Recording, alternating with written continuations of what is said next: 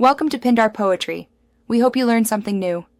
You start by making sure you're in the right Google account. This prevents removing the wrong contacts. Once signed in, open Contacts. Google. Com in a browser or the Contacts app on your phone that's synced to Google. If you see multiple profiles, tap or click your avatar and select the exact account you intend to edit. This initial step both streamlines the process and avoids accidental deletions, so take a moment to verify the account and then proceed to select contacts for removal. Now you select the contacts to remove. Use the checkboxes at left to pick one or many.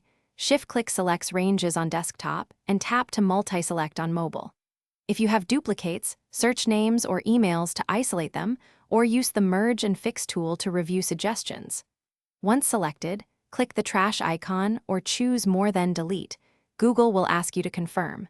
Deleting from contacts removes entries from that account sync across devices, so proceed knowing it affects all linked devices. Finish by emptying the contacts trash if you want permanent removal.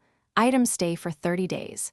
If deleted contacts reappear later, make sure another account or a backup service like Device Sync or third-party apps isn't restoring them.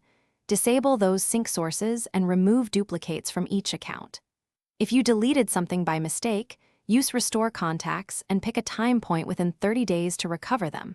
If problems persist, sign out and back in, then recheck sync settings on each device. Thanks for watching. Consider subscribing if we helped you.